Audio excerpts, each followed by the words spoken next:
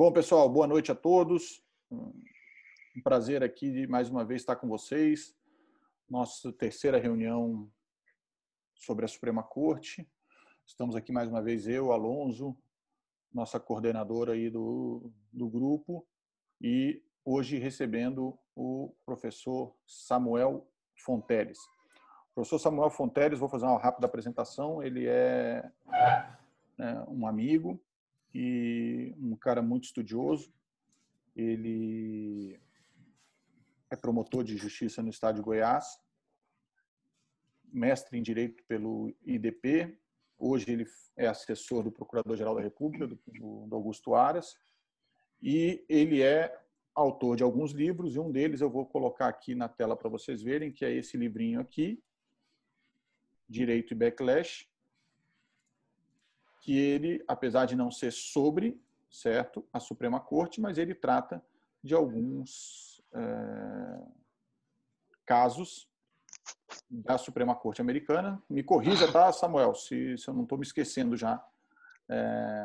Ele trata de alguns casos para demonstrar esse efeito backlash que, oportunamente, depois a gente pode tratar, falar, né? Acho até que esse efeito backlash, talvez a gente trate um pouco dele no terceiro caso de Brown, né? Talvez a gente tenha alguma coisa ali de efeito backlash. E o professor Samuel, então, é o nosso convidado de hoje para falar sobre a decisão da Suprema Corte, que nós já mandamos o material para vocês aí, que é a decisão do Dred Scott versus Sandford, uma decisão emblemática no sentido de conhecida, de famosa, mas que, obviamente, é uma mácula na história da Suprema Corte Americana, um erro, e que o professor Samuel vai falar com detalhes agora para vocês. Eu não vou entrar mais no tema. Volto depois que o professor Samuel falar, tá bom? Então, ele vai fazer uma exposição, pessoal, aí de uns 20, 25, 30 minutos, até uns 30 minutos, e aí a gente vai ter um pequeno detalhe. Ele vai dar umas informações e vai falar se ele vai poder continuar com a gente ou não.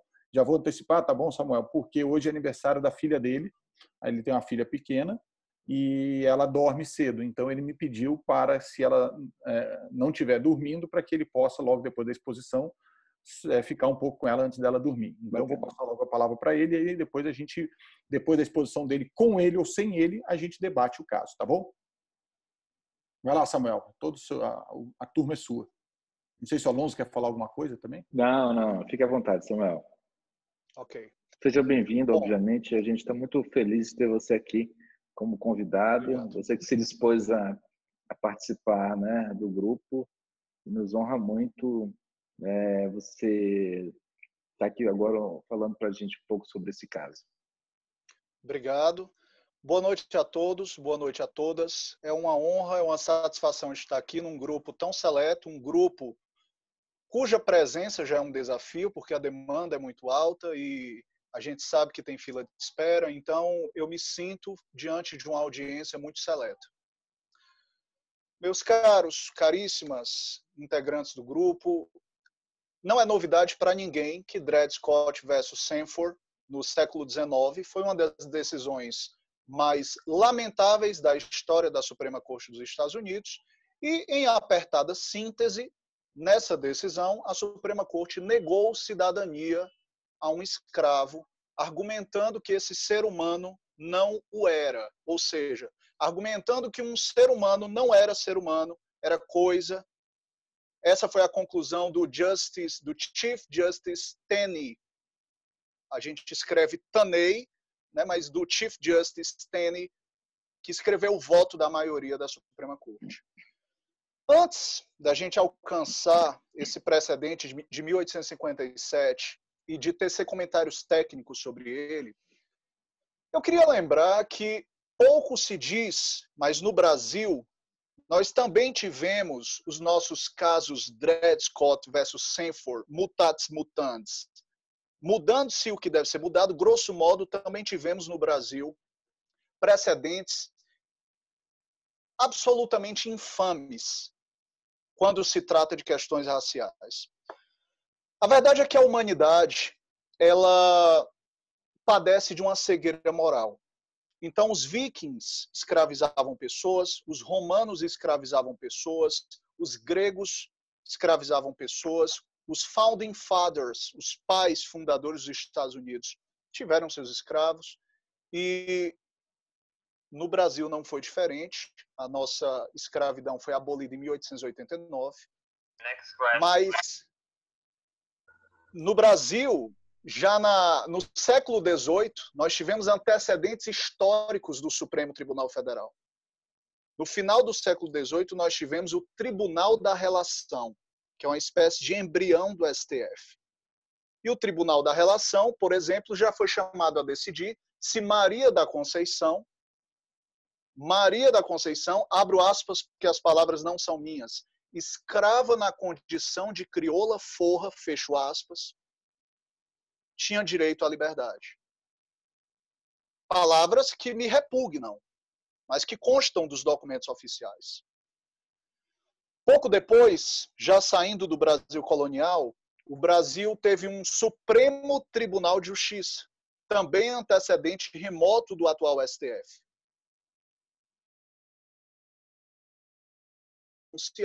Se a parda Eva, fecho aspas, palavras que não são minhas, que repugnam a quem vos fala, mas que constam do documento oficial, tinha direito à liberdade. Então, também tivemos no Brasil nossos Dred Scotts.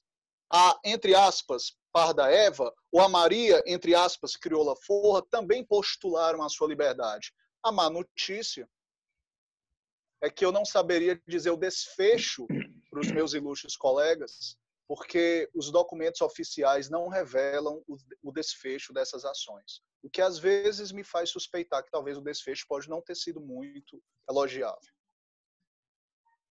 Essa é a verdade. E antes do caso Dred Scott, eu queria lembrá-los que a corte do Justice Marshall, a corte de Marshall, ela foi uma corte que amealhou um capital político muito significativo. Era uma corte muito respeitada. Era uma corte muito prestigiada pela sociedade. E, de acordo com esse autor, que hoje eu trouxe para mostrar para vocês, excelente autor, os 25 anos de prestígio do Justice Taney, do Chief Justice Taney, o presidente, que o colocariam no panteão da história judicial ao lado de Marshall, como um grande juiz, após Dred, o teriam colocado ao lado ou à direita de Pôncio Pilatos. Ou seja, Dred Scott foi um caso que colocou uma mácula indelével, que colocou uma mancha na biografia da Suprema Corte dos Estados Unidos, que não pode ser esquecida. Para se ter ideia, hoje um dos professores mais influentes de Harvard se chama Lawrence Tribe. Está lá no Twitter, para quem quiser seguir.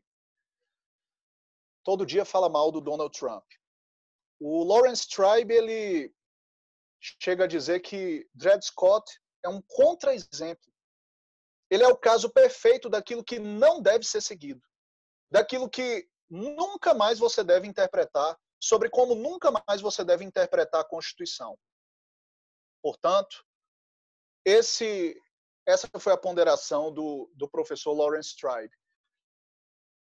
E o Justice Frankfurter, ele fez também uma observação interessante, porque, para quem não sabe, o caso Dred Scott, ele foi considerado um antecedente da Guerra Civil, uma causa da Guerra Civil.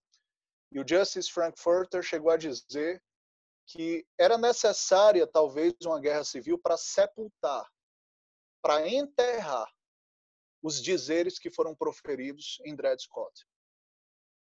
É sobre esse caso que nós vamos nos debruçar hoje à noite no nosso benquisto grupo de pesquisa. Eu vou começar lembrando que os Estados Unidos, ele poderia ser compreendido no século XIX de maneira binária. Você tem estados do norte e você tem estados do sul. Suponhamos, por hipótese, uma linha meridional. Os estados do norte eles tinham uma sociedade mais urbana e uma economia mais industrial. Naturalmente, eles eram anti-escravagistas. Por outro lado, os estados do sul compunham uma sociedade um pouco mais rural. E quando se diz sociedade rural, por definição, a economia tem que ser agrícola. Eles estavam mais próximos de uma sociedade rural e de uma economia agrícola. E, por conseguinte, a inferência natural, nesse contexto terrível do século XIX, de interesses e de cegueira moral, a escravidão ela era uma bandeira desses estados do sul. Eles eram os estados a favor da escravidão. E aí é interessante, porque surge uma terceira categoria, que nem é estado do norte, nem é estado do sul. Surge uma categoria que, juridicamente, seria um embrião desses estados, que são os territórios. Se você não compreender o debate em torno dos territórios, você não vai compreender o caso Dred Scott. Havia como que uma espécie de equilíbrio entre os estados do norte e os estados do sul, no sentido de que havia uma paridade entre entre estados escravocratas e estados não escravocratas. A questão é que no século XIX, os Estados Unidos estavam, por exemplo, fazendo guerra com o México, comprando território, recebendo território cedido, uma expansão territorial, ainda estava se organizando espacialmente. E nessa época, quando você fazia, por exemplo, uma guerra, você incorporava território. Esse território, antes de tornar-se Estado, ele tinha um status de território federal e a incidência do direito nesse espaço era uma incidência da legislação federal. E foi nesse contexto que surgiu o Compromisso de Missouri, ou Missouri Compromise Act. O Compromisso de Missouri, de 1820, ele baniu a escravidão nos novos territórios. Perceba, o território não vai ser território para sempre. O território ele vai convolar-se em Estado. O território um dia vira Estado.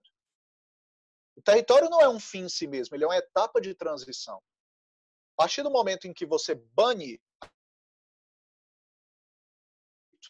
na chamada paridade entre estados do norte e do sul, isso começou a preocupar os estados do sul do país. Começaram a ficar atentos. Olha, estão proibindo escravidão nesses territórios. Como é que vai ser? A gente vai perder força, vai perder influência e a questão da escravidão nos territórios começou a inflamar-se. E no direito constitucional, a pergunta que se nos afigura é: o Congresso tem ou não tem poderes para banir a escravidão em territórios federais? Esse era o ponto nevrálgico do direito constitucional do século XIX, da primeira metade do século XIX nos Estados Unidos. Formaram-se duas correntes. Uma primeira corrente atenta à literalidade. Eu tenho aqui em mãos uma Constituição, eu tenho um box com a Constituição, a Declaração de Independência, o Bill of Rights, e tenho também aqui um da bandeira. E se você ler o artigo 4º, seção 3 da Constituição, eu peço licença para ler: The Congress shall have power to dispose of any make and needful rules and regulations respecting the territory or other property belonging to the United States. O Congresso tem que ter poder. O Congresso tem que ter poder para disciplinar esses aspectos nos territórios e outras propriedades que pertençam aos Estados Unidos. A leitura dessa cláusula foi enfatizada por aqueles que defendiam que seria possível proibir a escravidão. O Congresso tem poderes para proibir a escravidão em territórios. Mas uma segunda personalidade o John C. Calhoun. John C. Calhoun, me parece que foi o 7º vice-presidente da história dos Estados Unidos. Ele defendeu uma doutrina, uma teoria que... Isso é interessante, eu vou aqui abrir um parênteses, porque esse cara, de início, ele concordava com isso que eu falei. Era unânime que o Congresso podia legislar nos territórios, ninguém duvidava disso. Mas quando perceberam que isso podia contrariar os interesses dos estados do Sul, começaram a surgir doutrinas oportunistas de direito constitucional, coisa que acontece até hoje, em 2020, inclusive neste continente. Então, o John C. Calhoun, ele defendeu a soberania radical dos estados. Ele disse algo mais ou menos assim: todos os estados juntos formam a União. É como se a União não existisse. A União é a formação de todos os estados aglutinados.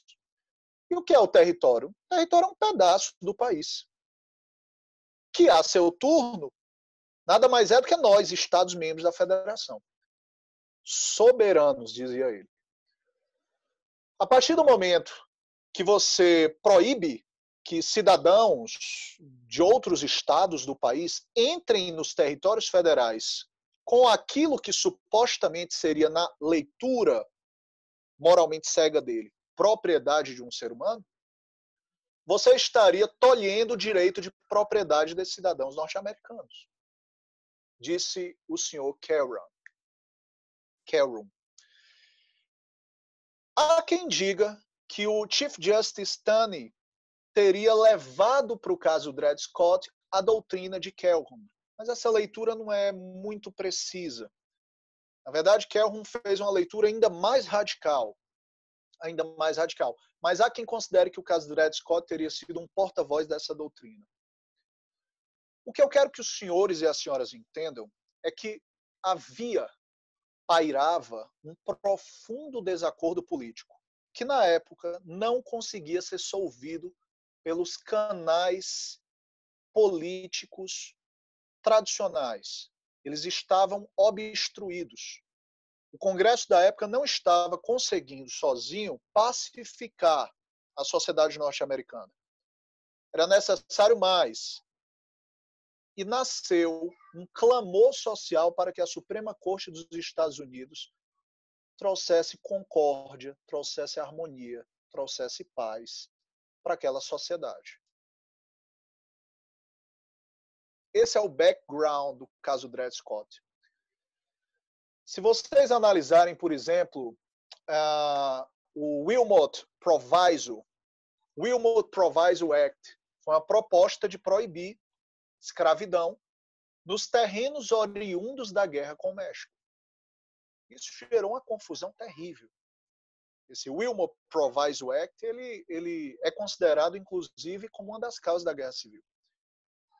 Quando o Congresso pensava em aprovar uma lei, alguém anexava esse Wilmot Proviso, essa proposta, para dizer, olha, ok, você quer anexar esse território, mas não pode ter escravo lá. Claro, senão você retrocede ao Império Romano, que anexando e escravizando, mas isso não era visto com bons olhos, não era bem recebido. Tivemos o Clayton Compromise, um ato que sugeria que essa questão fosse pacificada pelo judiciário. O Nebraska Act, que revogou o compromisso de Missouri, também no sentido de que esse desacordo deveria ser solvido pelo tribunal, não pelo Congresso. Eu diria que isso seduziu a corte de Taney. Isso seduziu. Eles acabaram seduzidos por isso. O capital político deles era muito alto. Eles tinham muito prestígio. Realmente, a sociedade estava querendo que isso fosse decidido pela Suprema Corte. E o próprio Congresso estava convidando isso a acontecer. Parece que esses juízes acabaram se convencendo de que o Poder Judicial poderia solver questões políticas inflamadas, por meio de um truque de mágica. Vamos retirar o rótulo de questão política e vamos colar o rótulo questão jurídica. No momento em que eu coloco essa etiqueta questão jurídica, viabilizando que o tribunal resolva, o tribunal consegue pacificar a sociedade. Um pensamento ingênuo que teve consequências nefastas. Até Dred Scott, a corte de Taney era uma corte adepta do Judicial Restraint. Se você quiser saber o que é isso, lembre da ministra Ellen Grace. Judicial Restraint é uma corte de autocontenção, moderada, virtudes passivas. Edmund Burke, uma corte mais tradicional, que não se aventura. Esse era o perfil do Justice Taney até Dred Scott. Até então, era uma corte famosa por isso. E dizem os especialistas que o grande erro teria sido não ter conseguido fazer isso. Foi tentar pacificar essa questão da escravidão, fez da pior maneira e de uma maneira ativista. Agora sim, estamos credenciados, estamos habilitados, temos o mínimo necessário para compreender o caso propriamente dito. Dred Scott era um cara chamado Sam. Ele acabou adotando esse nome, Dred Scott, e ele foi escravizado. Eu não vou dizer que o senhor dele ou o dono dele, porque ninguém é senhor de ninguém. E ninguém é dono de ninguém. Ele era escravizado por um cirurgião militar chamado Emerson. Esse cara, eles moravam no Missouri. Na verdade, o Dred Scott morava no Missouri. E ele teve que se mudar para acompanhar a pessoa que o escravizava. Há registros de que ele teria estado no estado de Illinois, onde temos Chicago, enfim, uma região muito fria. Assim como no estado de Wisconsin. E assim como no território, eu não falei estado, no território de Louisiana. É como se Dred tivesse tocado em uns espaços territoriais redentores. Porque esses lugares eram lugares onde a escravidão não era permitida. Então, repare bem. Você tinha o Free State, estados do norte que não escravizavam, não admitiam escravidão. Mas você tinha também territórios onde não era mais possível a escravidão por conta do Missouri Compromise Act. E aqui temos um paradoxo, só para que fique claro para quem está em casa assistindo. O compromisso de Missouri não valia para o estado de Missouri. O compromisso de Missouri não valia para o estado de Missouri. Ele era endereçado aos territórios federais. Pois bem, Dred Scott tocou nesses espaços territoriais redentores. E ele entendeu, depois que ele voltou para o Missouri, onde aí sim ele voltou a ser escravo, ele entendeu que ele tinha incorporado à sua personalidade uma espécie de direito adquirido. Olha, once free, forever free. Se eu fui livre, isso é impossível restituir o status quo. Isso é irreversível.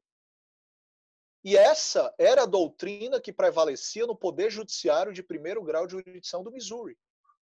Na verdade, no estado de Missouri, eles eram adeptos dessa doutrina.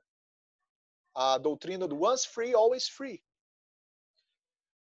Dred, então, teve uma ideia. Eu vou ingressar com a ação. Claro, primeiro ele tentou comprar a carta de alforria.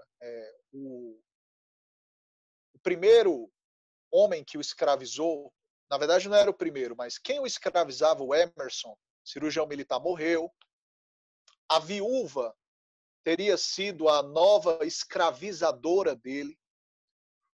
Até que houve uma sucessão patrimonial, é terrível dizer isso, mas essa é a verdade, no século XIX, juridicamente. E o irmão do Emerson, que o escravizava, passou a ser o atual escravizador. Não vou falar dono nem senhor, já disse, repito a exaustão. Esse cara já morava em Nova York. Então veja a confusão. O Dred ingressou no Poder Judiciário de Missouri, conseguiu um júri, um tribunal do júri, reconheceu a pretensão deduzida pelo Dredd, mas isso não durou muito tempo. Logo, a Suprema Corte do Estado de Missouri negou e disse o seguinte: olha, você voltou para o Missouri, você não conseguiu a sua emancipação. Foi aí que o advogado dele teve a ideia de migrar para a Justiça Federal. Dessa vez, já falando em termos de cidadania.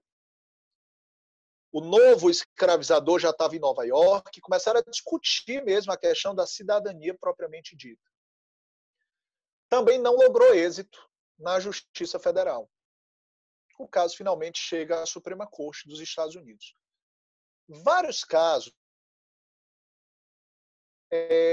estavam na fila, digamos assim, para a Suprema Corte. E ela não costumava dar muita importância a esses casos. Por que o caso Dred Scott foi diferente? Porque ele era um caso que reacendia o debate sobre os poderes do Congresso Nacional sobre territórios federais. Esse era o ponto nevrálgico. Essa era a peculiaridade. Então, Dredd, ele tinha os atributos para atrair a opinião pública. Ele tinha o que hoje nós chamamos de repercussão geral. Ele tinha aquela importância que transcendia as partes quando tocava nos poderes do Congresso. O resultado do caso foi 7-2. 7 juízes entenderam que ele não era um ser humano, ou pelo menos não era um cidadão. Isso é muito triste. Eu aqui abro até um parênteses para... Dizem que professor em sala de aula tem liberdade de cátedra e fala o que quiser, então eu vou falar o que eu quiser. Eu tenho uma fé, eu sou cristão. E na minha fé, nós todos fomos criados à imagem e à semelhança de Deus. Então me soa sacrílego, profano, violento, você negar a um ser humano cidadania. Eu acho isso muito sério. Você está negando a alguém que estaria à imagem e semelhança de Deus o seu status de ser humano. Na doutrina jurídica, Kant e Wolfgang Sarlet lembram que o princípio da dignidade da pessoa humana ele está radicado na história, no cristianismo. Então, no século XIX, isso ter acontecido me causa espécie. 7 juízes negaram, mas 2 não tinham o que Nietzsche, na filosofia alemã, chama de alma de rebanho. 2 não tinham alma de rebanho. E é com esses 2 que eu estou. Eu gosto muito de ver votos vencidos que são moralmente vencedores. E havia 2 votos em Dred Scott que se opuseram a esse discurso desumano que foi feito pela Suprema Corte. Basicamente, a Suprema Corte entendeu, na opinião da maioria, que sendo uma propriedade, ele não teria legitimidade ativa para deduzir sua pretensão em juízo. Ele não teria o status de cidadão. Aqui temos um ponto extremamente controverso, porque se a Suprema Corte estivesse realmente convencida disso, ela não deveria avançar na incursão meritória, tecnicamente. Ora, se não há legitimidade ativa, por que eu vou fazer uma incursão no mérito? Mas, paradoxalmente, a Suprema Corte avançou. E disse que, a despeito, dessa circunstância, prosseguiu para dizer que o compromisso de Missouri era inconstitucional. Pela segunda vez na história da Suprema Corte dos Estados Unidos. No último encontro do grupo de pesquisa, o caso Marbury versus Madison foi debatido como o primeiro caso de judicial review da Suprema Corte dos Estados Unidos. Dredd foi o segundo caso. A expectativa era de consolidar o instituto contramajoritário. Mas, pelo contrário, jogou lama nesse instituto, pelo menos naquele momento da história constitucional. Então teceram essas considerações, né? E isso chamaram a atenção disso. O Justice Curtis, o Justice McLean, eles disseram, olha, você, Tenney, está dizendo que não há legitimidade ativa, então por quê? Dizer que o Congresso não tem poderes para proibir a escravidão nos territórios federais. Até hoje eu vejo isso acontecer demais. No Brasil, quantas vezes eu não vi decisões que, se eu pudesse, eu conversaria com quem julgou e diria, por que você fez isso? Sejamos coerentes. Mas às vezes falta coerência. Então, nesse caso, eles tomaram essa decisão. Tecnicamente, eles fizeram mau uso, segundo John Hart Ely, essa obra aqui. Por que eu estou mostrando? Porque quem fez a revisão técnica dessa obra foi o nosso professor Alonso. E nessa obra, um jurista muito influente, o John Hart Ely, disse que Dred Scott foi um exemplo de precedente onde se fez mau uso da linguagem constitucional em favor de uma interpretação substantiva. Ora, due process of law, devido processo legal, devido processo legal. Se o nome é processo, o que é que tem de substantivo nisso? O nome é intuitivo, devido processo. Mas eles fizeram um mau uso da linguagem constitucional contida na 5ª emenda. Devido ao processo legal, está previsto na 5ª e na 14ª. Fizeram um mau uso da linguagem constitucional para uma interpretação substantiva. Por exemplo, no Brasil, no inciso 54, está escrito: ninguém será privado da propriedade dos seus bens. Nos Estados Unidos, eles falam da vida ou dos seus bens, porque lá existe pena de morte. Aqui não, aqui a gente fala da liberdade ou dos seus bens. Então eles encaixaram o Dred Scott lá na expressão bens e fizeram uma construção. Não seria possível, à luz do due process of law, tolher, privar da propriedade aquele cidadão norte-americano. Fizeram um mau uso da linguagem constitucional. O Justice Scalia, extremamente conservador, ele chegou a dizer que o primeiro caso em que utilizaram o devido processo legal nessa versão substantiva teria sido Dred Scott. E abro aspas para o Justice Scalia. Não é um bom parentesco. Não é um bom parentesco. É interessante porque nessa outra obra, brasileiro, com todo respeito ao professor, que é um grande professor, eu leio o livro dele, consulto, pesquiso pelo livro dele, mas há uma impropriedade aqui. O livro começa a dizer que Dred Scott usou um background do originalismo, do original intent, que os juízes buscaram a intenção original dos pais fundadores. O problema é que o livro prossegue para dizer que o maior representante do originalismo, do original intent, seria o Justice Scalia. Isso não é verdade. Robert Bork poderia ser um representante, um expoente do original intent. Scalia foi um representante do original public meaning. Pelo contrário, Scalia repudiava o original intent, que este autor lembra que foi usado em Dred Scott. Scalia chega a dizer que nós não somos governados por intenções. Nós somos governados por leis, por textos. Esse é o que Scalia fala ser o governo dos homens. Perdão, retifico. Esse seria o governo das leis e não o governo dos homens, segundo eles dizem. Que, aliás, segundo Lawrence Tribe, é um conteúdo da Constituição invisível. Esse princípio, governo das leis e não governo dos homens, ele está na Constituição do Estado de Massachusetts. Mas ele não está escrito na Constituição norte-americana. Para Lawrence Tribe, está invisível lá. Então, não é verdade que Scalia defendia o original intent, que foi utilizado como background por Tannen em Dred Scott. Democracia e Desconfiança, do John Hart Ely. Uma teoria do controle judicial de constitucionalidade. Satisfação, Gabriel. Então, prezados, não é verdade que o Justice Scalia seguiu ou perfilhou o original intent. Pelo contrário, ele diz isso várias vezes. A intenção para ele não interessa. O que interessa é o significado das palavras, tais como empregadas por pessoas esclarecidas à época. À época.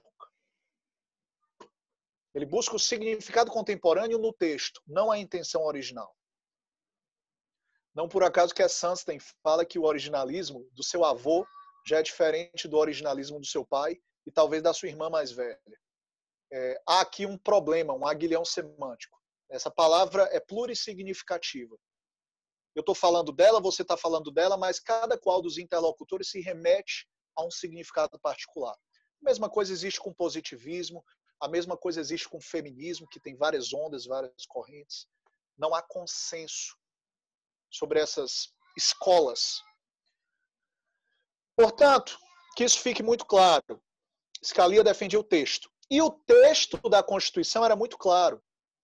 O Congresso tinha poderes para legislar nos territórios federais. Os dois votos vencidos, no caso do Dred Scott, chegaram a sinalizar o seguinte, chegaram a dizer que não há qualquer evidência no sentido de que, à época da Constituição, negros não eram cidadãos. Pelo contrário, eles já tinham o direito de sufragar nas urnas os mandatários do país. Eles já tinham o direito de votar em alguns estados. Então, a abordagem originalista não necessariamente fundamenta essa conclusão odiosa que foi alcançada no caso Dred Scott. Pois bem, eu não vou reproduzir aqui as palavras do Justice Taney, porque elas são palavras que causam espécie até em 2020. Não me sinto sequer confortável em reproduzir as conclusões dele, mas foram conclusões desumanas. E o que é que nós temos a aprender com o caso Dred Scott? Primeiro, que o ativismo judicial não necessariamente é benéfico. O ativismo judicial, não raro, comumente, ele leva a resultados que não são bons. Segundo, o problema que eu chamo de heroísmo moral clarividente. Na verdade, essa expressão nem é minha. Essa expressão é de uma filósofa judia, Martha Nussbaum, mas que eu uso em alguns escritos sobre a função iluminista do STF. Muito perigoso quando você se sente detentor de uma posição que lhe credencia a um heroísmo moral clarividente. Você enxerga uma moral supostamente de outra quadra da história. Isso é perigoso, porque a história revela que quase todos os povos padeciam de cegueira moral. Os escritos de Immanuel Kant revelam que Kant não tinha o menor apreço pela figura feminina. Kant não conseguia vislumbrar a dignidade da mulher. Se opuseram à escravidão de um ser humano. Vale registrar que alguns poucos conseguiram enxergar isso. O Partido Republicano nos Estados Unidos foi um deles. Embora muito se associe à direita americana a racismo, a verdade histórica é que o Partido Republicano, cuja primeira convenção partidária foi poucos anos antes de Dred Scott, na convenção eles disseram: estamos aqui para erradicar duas reminiscências gêmeas da barbárie. Primeira, a poligamia. Segunda, a escravidão. Então, o Partido Republicano se opunha à escravidão. Historicamente, isso precisa ser dito por uma questão de honestidade histórica. Thoreau, na filosofia política, também se opôs à escravidão. A despeito de não enxergar a humanidade dos soldados, tem gente que tem uma dignidade humana seletiva, né? tem empatia com vulneráveis, mas não tem com opressores. Mas somos todos humanos. Todos somos humanos. Criminosos são seres humanos. Terroristas são seres humanos. Todos são titulares de direitos fundamentais. Uma obviedade, mas nós vivemos uma época em que obviedades precisam ser explicitadas. Então, essa é a verdade. Eu vou concluir só dizendo que esse mau uso da linguagem constitucional, ele, de certa forma, influenciou o Brasil, de maneira acrítica, importou o substantivo due process of law. Há quem leia no artigo 5º, inciso 54, o princípio da razoabilidade. Ninguém será privado da liberdade ou dos seus bens sem um devido processo legal. Há quem enxergue ali princípio da razoabilidade. Ministro Celso de Mello, ministro Moreira Alves, grandes juízes, grandes ministros.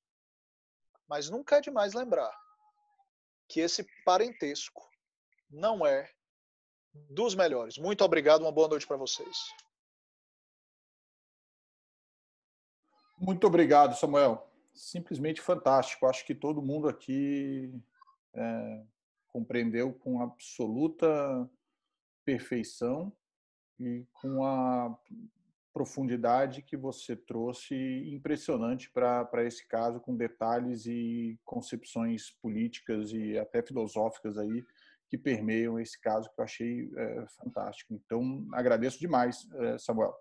Não sei como está seu tempo, você, por favor, deixe a gente aí a par, porque a partir de agora a gente precisa saber como é que vai ser a sua... Se você tem disposição ou se você não tem, a gente, obviamente, agradece e tal. Então, por favor, nos diga aí o que a gente pode contar com você ainda, ou se você precisa sair, a gente vai compreender, óbvio.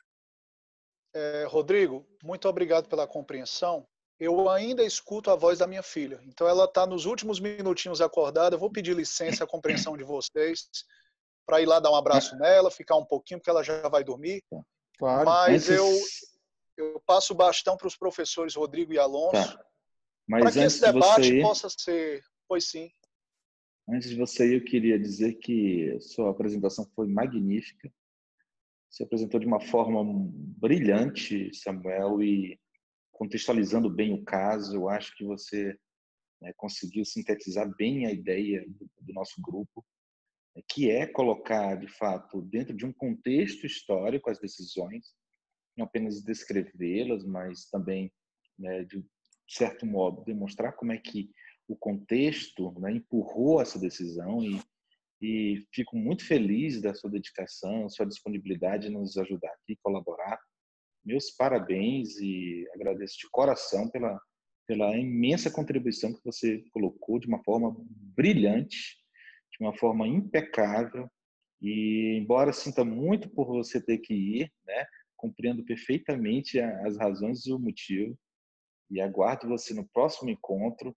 Muito obrigado, agradeço em nome do grupo, pelo esforço que você fez, pela toda a preparação que você teve, e você será sempre bem-vindo aqui, e não será a primeira vez que você vai nos brindar com uma apresentação de um caso, viu, Samuel? Muito obrigado mesmo, muito obrigado. Eu que agradeço, realmente é uma honra para mim fazer parte desse grupo. Obrigado pela voz e pela vez. Uma boa noite, meus queridos. Boa noite, Samuel. Boa noite, obrigadão mesmo. Grande abraço, meu querido. Bom, vamos continuar. Então, quem quiser falar, perguntar alguma coisa, a gente pode debater aqui. Eu queria só fazer algumas observações em relação ao que o Samuel... Observações, na verdade, uns acréscimos. Não sei se o Alonso quer também. Eu vou fazer uns acréscimos aqui, Alonso, rapidamente, sobre o que o Samuel falou. Obviamente, não tenho nem capacidade de falar como ele falou, mas vou tentar aqui fazer alguns acréscimos em relação ao background e em relação também a alguns detalhezinhos desse caso. Uma primeira questão interessante, aí uma questão do ponto de vista de dinâmica, é que esse caso, excepcionalmente, lá na Suprema Corte, ele teve 2 arguições orais, não só uma, como de fato acontece, As partes debatem, mas lá na época, o Chief Justice Roger Taney, que o Samuel até mencionou aí, que foi a pessoa que liderou o voto condutor, né, da decisão, mas contrário, obviamente, a tudo aquilo que a gente pensa de moralmente aceitável, ele disse à época que essa questão é uma questão tão importante que ela precisava de outra sessão de argumentos orais, ou seja, outra sessão para debates. E então ele convocou outra sessão. Então esse é um caso excepcionalmente não na sessão seguinte, como na mesma sessão na mesma sessão judiciária, como se faz na Suprema Corte, mas ele pulou uma sessão. E aqui eu vou fazer um parêntese só para explicar uma coisa que eu acho que a gente não falou nos outros encontros. O ano judiciário na Suprema Corte, ele não acompanha o ano nosso, um ano de janeiro a dezembro como a gente. Ele vai de outubro, mais ou menos, a junho. Esse é o ano judiciário da Suprema Corte.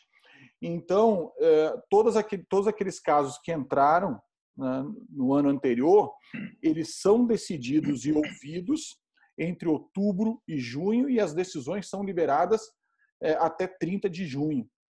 Essa é a razão pela qual, nesse exato momento,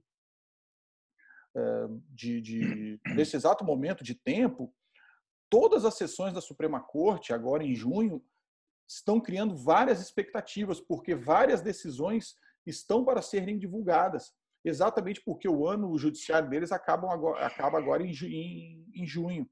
Então, toda a sessão, e a gente não sabe o que eles vão divulgar como decisão, toda a sessão, os repórteres, os advogados vão lá para a Suprema, quer dizer, agora não, né, mas por causa da pandemia, mas acompanham porque eles querem saber, será que esse meu caso vai ser divulgado, o resultado? Será que a gente vai saber o resultado desse julgamento agora?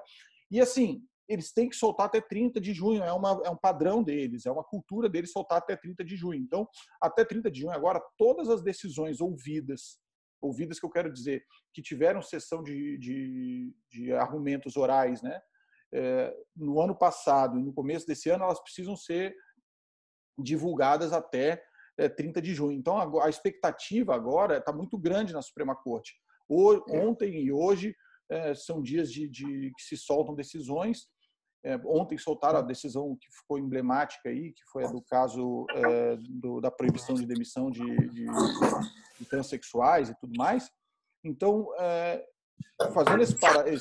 mostrando isso que está acontecendo hoje, você bota isso lá para 1857 e aconteceu lá, só que lá eles fizeram exatamente isso. Eles tiveram que pular uma sessão porque eles estavam ainda precisando amadurecer o caso. É bem verdade que, se a gente olhar o resultado, como o Samuel falou, eles amadureceram da forma equivocada, né? Mas, de fato, houve essa questão que eu queria pontuar de haver duas arguições. Um segundo ponto importante que o Samuel não mencionou, mas que fez muita diferença nesse 7-2, é que essa decisão ela é de 1857, mas em novembro de 1856 houve eleição para presidente dos Estados Unidos. E quem ganhou essa eleição foi um cara chamado Buchanan, que era escravocrata, que era contra o Compromisso de Missouri e que, portanto, iria assumir o país no ano seguinte, obviamente já com a decisão proferida. Então, conta-se nos livros que tratam da matéria que Buchanan fez pressão em pelo menos 2 dos justices da época para que eles aderissem ao voto do Roger Taney. Então, vocês vejam isso, a gente até tratou no encontro passado, como as questões na Suprema Corte Americana são decididas em bastidores. Então, há informações acerca dessa influência desse presidente eleito para que os justices votassem juntamente com Taney no sentido de negar ao cidadão Dred Scott a cidadania, né? Eu falo cidadão porque ele era cidadão, a Suprema Corte que assim não entendeu, mas a cidadania. Um outro ponto que eu quero trazer, que é até interessante, o Flávio está aqui com a gente, Alonso, inclusive, e ele é um profundo conhecedor do direito norte-americano, ele até pode comentar isso, né, com a gente. Uma coisa interessantíssima nessa decisão, não sei se você já parou para pensar, Alonso, porque ela é uma decisão que atende a interesses escravocratas, certo? Na época, a gente sabe que os interesses escravocratas eram interesses do sul dos Estados Unidos. E a gente sabe que na origem dos democratas, do Partido Democrata, existe esse ranço de ser um partido que defendeu a escravidão. E hoje, você olhando para o Partido Democrata é um partido que se opõe ao republicano, hoje, por ser um partido que defende muito mais o poder da União, em contraponto ao Partido Republicano, que defende uma autonomia estatal muito mais forte. E olha onde eu quero chegar. Eu quero chegar no seguinte: esse caso é um caso em que o Partido Democrata, à época, o pessoal no Sul, os sulistas, queria cortar poder da União, exatamente por conta do Missouri Act, e dar poder aos estados para que os estados regulassem as suas próprias matérias e, por isso, o Sul pudesse normatizar a escravidão. Então, veja como é interessante esse aspecto da política e do judiciário norte-americano. Você tem hoje um partido que defende o poder da União, mas que lá atrás foi um partido que, para salvaguardar a escravidão, defendeu o poder dos estados, nesse caso. Então, é bem interessante ver como as coisas mudam, né, de aspecto. E como o próprio Samuel falou, o Partido Republicano, que hoje é taxado de um partido conservador, ele é um partido que, lá na origem, foi o partido que mais atuou contra a escravidão. Então, veja como são as coisas, né? E a última observação que eu quero fazer aqui, Alonso, antes de passar a bola aí para você, não sei se vocês já ouviram falar, mas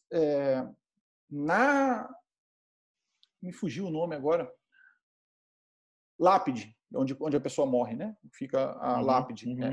Na lápide do Dred Scott, consta atualmente, né, na lápide dele, sempre constou, enfim, dizendo que ele foi o autor da ação que gerou uma decisão triste na história dos Estados Unidos e que levou à Guerra Civil norte-americana. Então, isso consta na lápide dele. É uma coisa bem interessante. Mas eu passo a bola aí para você, Alonso. Depois, aí, se a gente puder, a gente passa a bola aqui para o Flávio. Queria ouvir dele um pouco. Ele que estudou muito tempo nos Estados Unidos. Sim. Bem-vindo aí, Flávio. Prazer ter você sempre aqui. O Samuel expôs esse caso para a gente de uma forma muito, muito didática, muito brilhante. Mas é um caso que, de fato, tem tantos detalhes como qualquer outro caso e não há como esgotar, obviamente. E assim como o Becker colocou alguns aspectos interessantes, eu gostaria de acrescentar outros. De fato, houve um bastidor, uma pressão muito política nesse caso, né? Como o Samuel colocou, os demais poderes, o executivo e o legislativo, estavam impossibilitados de resolver por questões outras essa dificuldade que se enfrentava desde então e que estava crescente nos Estados Unidos, da resolução de pôr fim, né, a essa controvérsia sobre a escravidão.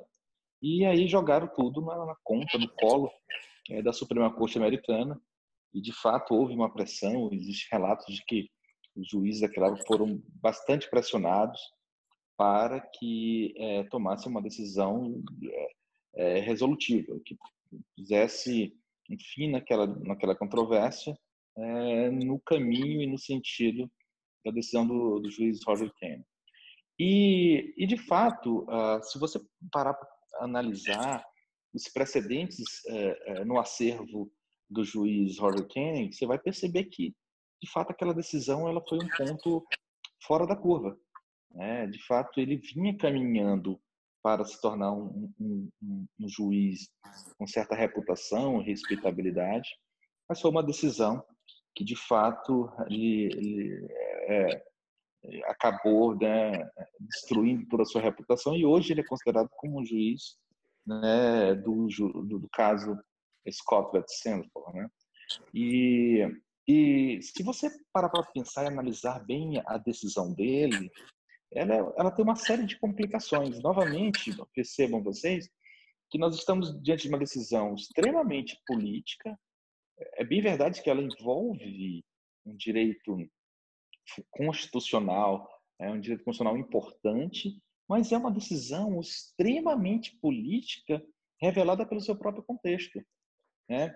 E geralmente quando se está diante de uma decisão política, né, que envolve aquilo que hoje o Han Herschel vai chamar de megapolítica, é que você vai encontrar decisões que nos causam certa estranheza do ponto de vista técnico, né? Então, se você pegar a decisão do Taney, você vai ver, mas se ele disse que Dred Scott não era um cidadão, então era para ele dizer que a corte não tinha mais jurisdição. Ou seja, era para ele parar ali. Né? Parar, ele não é cidadão americano. Então, ele não sendo cidadão americano, o judiciário não julga, né, essa causa. A Suprema Corte não tem essa jurisdição. Mas aí ele continuou para fazer o quê? Para entregar, né, o serviço.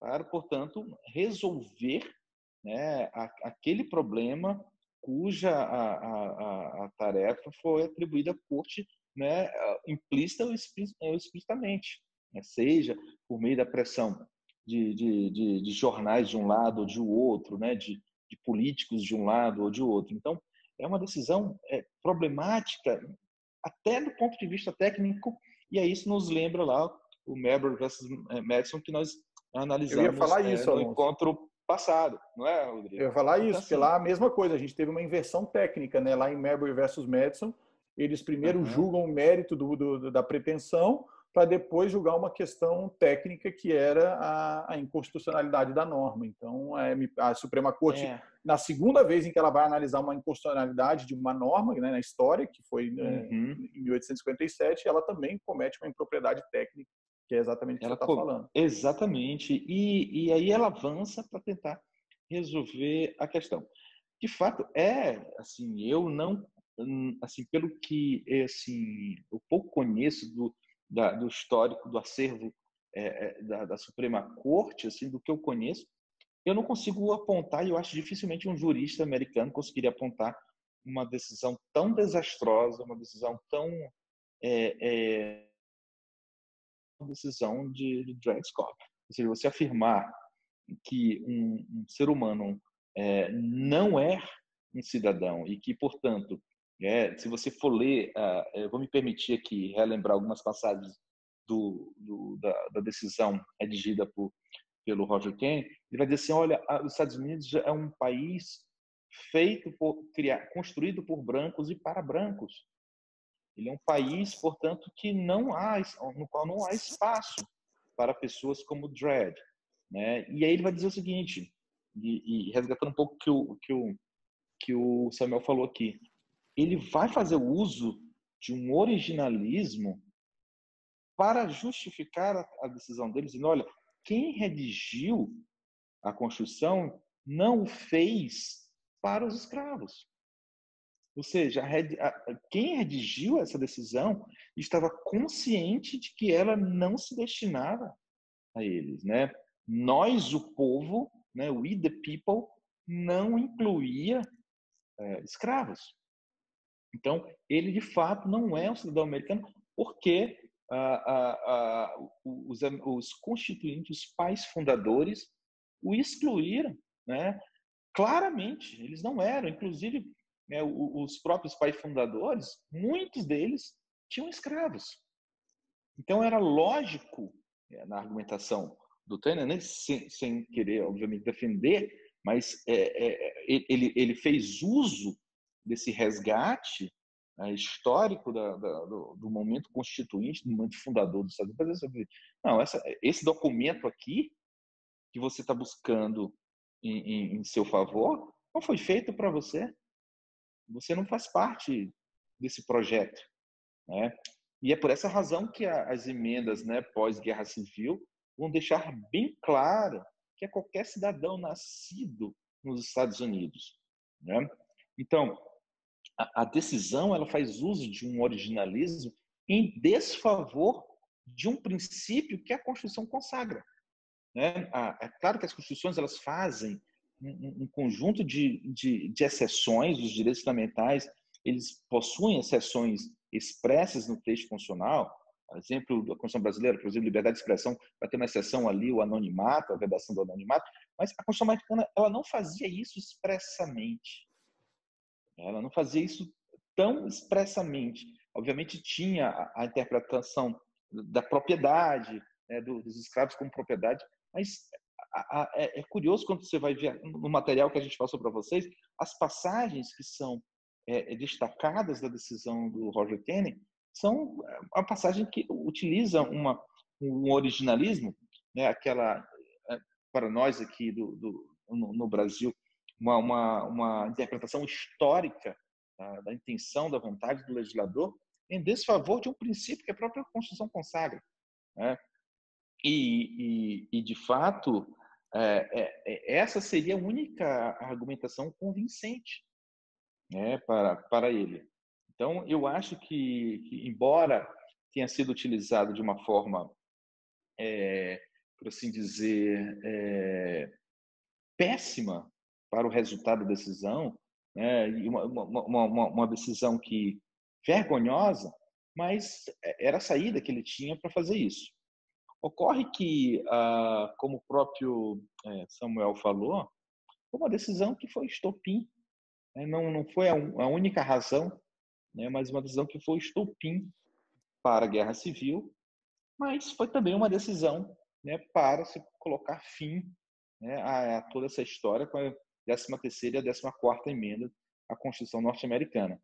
Então, de fato, é uma decisão que a história inicial do constitucionalismo americano já é um absurdo quanto a esse aspecto. É uma decisão que vai assentar e firmar isso, né? Vai gerar uma guerra civil. Vamos ter outros casos com os quais nós vamos trabalhar, né? Mas você vê que, naquele momento, é uma decisão que, se a gente for resgatar aquela distinção que o Barroso faz lá entre papel contramajoritário, papel iluminista, é uma decisão completamente majoritária, né? Ela fez uso de um mecanismo de controle contramajoritário, que é o judicial review, o controle judicial de constitucionalidade, mas tomou uma decisão substantiva do seu aspecto majoritário.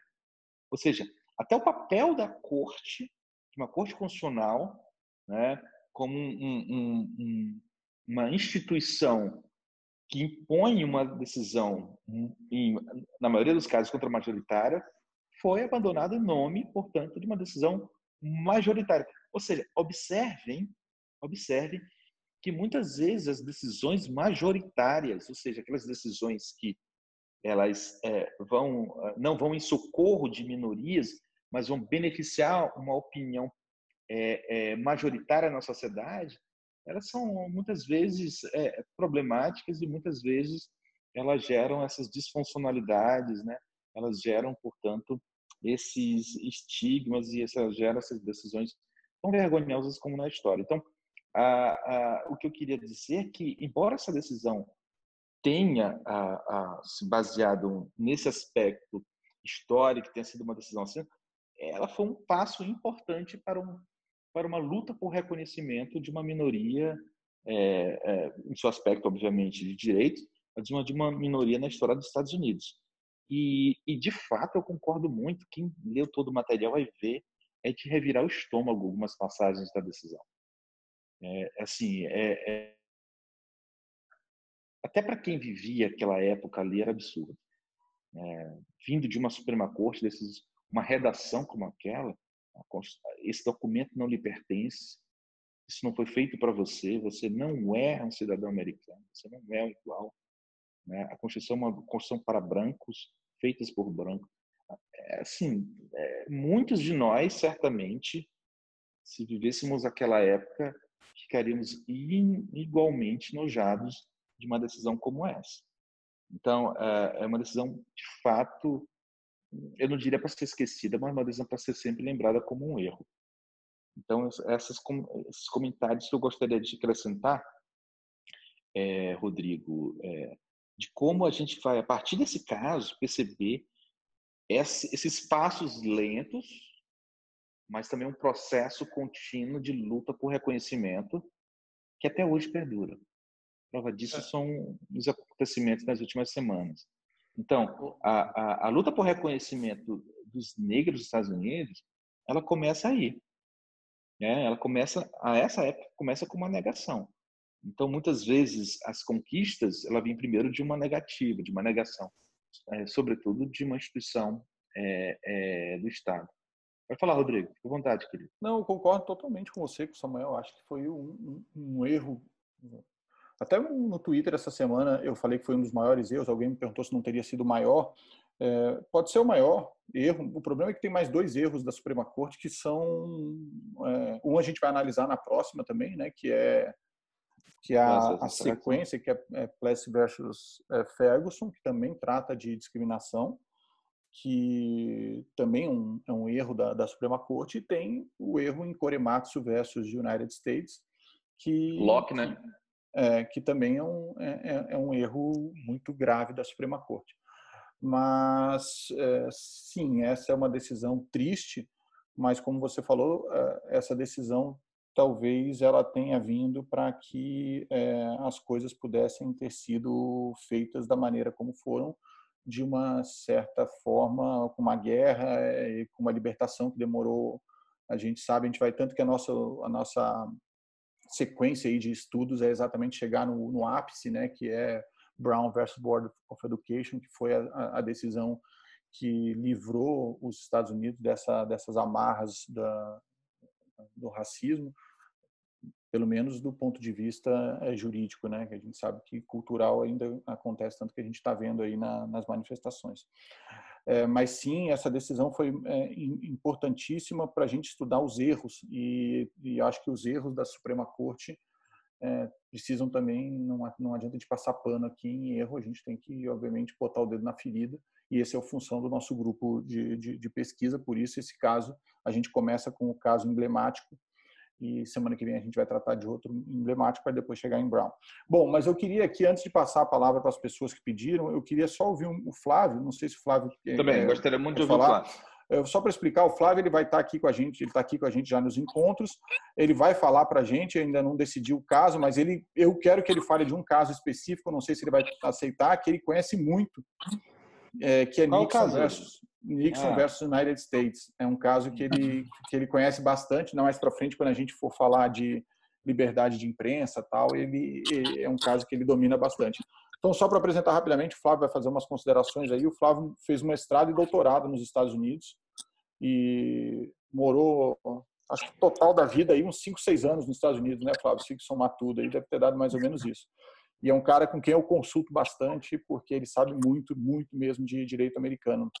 E aí eu pedi para ele, eu vi que ele estava no grupo aqui, mandei uma mensagem no privado para ele, falei, Flávio, fala alguma coisa, e vê se você concorda com alguma das coisas que a gente está falando. Então, vou ver se ele quer fazer alguma observação em relação a esse caso, ou em relação ao que a gente está debatendo aqui. Bom, pessoal, boa noite.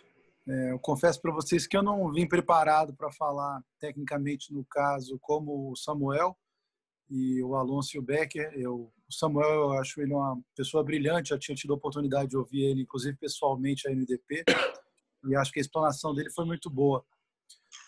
O que eu posso falar bom, eu acho, não sei se o Samuel, eu escutei boa parte da fala dele, mas o interessante deste caso Dred Scott é que ele vem num momento em que os Estados Unidos ampliavam o território, né? Então, existia uma conquista de novos territórios e havia um debate em torno sobre se esses territórios novos, que posteriormente viraram estados, eles adeririam na condição de escravocatas ou não.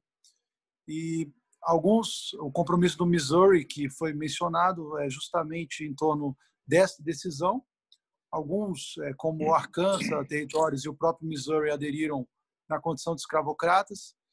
Havia, inclusive, um acordo em relação a uma localização geográfica, e eu acho que a Califórnia, que se tornou um estado da União em 1848, ela opta por aderir sem ser um estado escravocrata, o que gerou aí um problema de balanço entre o número de estados que eram escravocratas e os que não eram.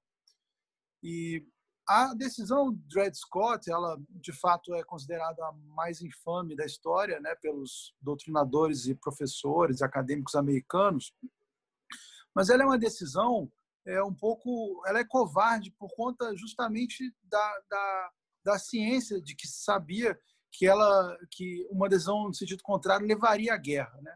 E foi o que de fato ocorreu em seguida, porque não havia mais a possibilidade do Sul manter um balanço com que havia no texto constitucional, né, o Becker? Eu acho que vocês podem falar melhor, mas os negros não eram cidadãos do texto constitucional, mas havia uma contagem da população negra para fins de representação. De representação, salvo engano, eram 3/5. Isso foi colocado no texto constitucional americano. Então, justamente porque a população do Sul era majoritariamente, não sei se era majoritariamente negra, como no Brasil, né? A noção moral do erro da escravidão, eu até estava lendo outro dia no livro Escravidão, do Laurentino Gomes, o jornalista Laurentino Gomes, muito interessante, e ele vem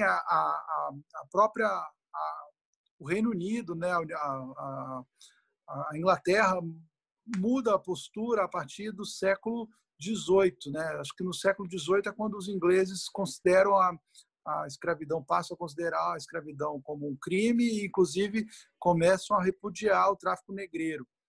E então havia essa noção já no norte, arraigada, bem forte, mas não era uma questão até contrária ao racismo. Esse é um problema sério também. Tanto que, se vocês assistirem o filme Lincoln, que eu acho que vale muito a pena depois desse encontro tão assim, robusto desse debate, no filme Lincoln ele mostra a aprovação da emenda que o Alonso mencionou, né, que aqui abole a escravidão. E vocês vão ver a dificuldade que foi, mesmo os estados do Sul fora da União e não contribuindo com a votação. Salvo engano, Alonso, a emenda passou por 2 votos no Congresso. Então, o tema da escravidão era um tema dificílimo, né? E o Partido Republicano, aí o Becker falou muito bem, foi o partido que capitaneou, era o partido do Lincoln, né? E ali vocês veem, inclusive, como a pessoa do Lincoln foi importante para essa aprovação, porque ele fazia questão que a guerra só fosse encerrada com a emenda aprovada, porque ele sabia que com o retorno da representação dos estados sulistas ao Congresso, jamais uma emenda como a emenda que abolia a escravidão seria aprovada. E isso se revela pelo próprio score lá da votação, sem os estados do Sul, 2 votos apenas de margem para aprovação. Então, de fato, esse é um caso bem complicado. O contexto político, acho que foi muito bem colocado aí por vocês. Vários elementos eu sequer conhecia, mas foi uma pressão muito forte. E a Suprema Corte sabia que o país caminhava para a guerra e houve ali talvez uma fraqueza mesmo, né, para não tomar uma posição. E essa posição, talvez, não sei se foi de autocontenção, eu não posso dizer isso, foi uma posição frágil mesmo, mas tentando evitar um conflito maior. Eu também não sei qual era a filosofia dos magistrados, se eles eram escravagistas ou não. Confesso para vocês que até era um ponto que eu poderia pesquisar melhor. depois para saber por que cada um votou de que forma, se foi por pressão política ou por convicção.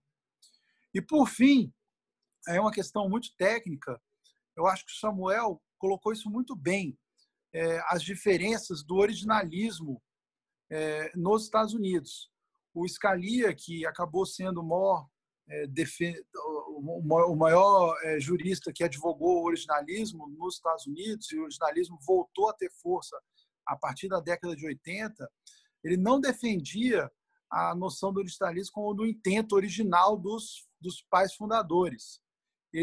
O originalismo para o Scalia é o sentido que aquela norma tinha naquele determinado momento histórico, mas ele não está absolutamente nem um pouco vinculado ao que era a intenção do constituinte americano no momento em que ele ditou a norma.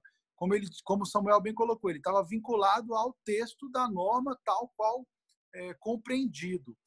E para trazer essa compreensão, o Scalia, inclusive, se valia de dicionários históricos daquele período, ou seja, ele tentava não dar aí a compreensão que ele tinha daquele momento histórico, mas ele tentava fazer aí uma pesquisa histórica sobre qual o sentido, e aí a partir de documentos históricos, como dicionários, como obras bastante difundidas, para ele não atribuir o sentido dele, e sim o sentido como um fato social histórico mesmo, sabe? Então, o Samuel botou isso de forma muito clara.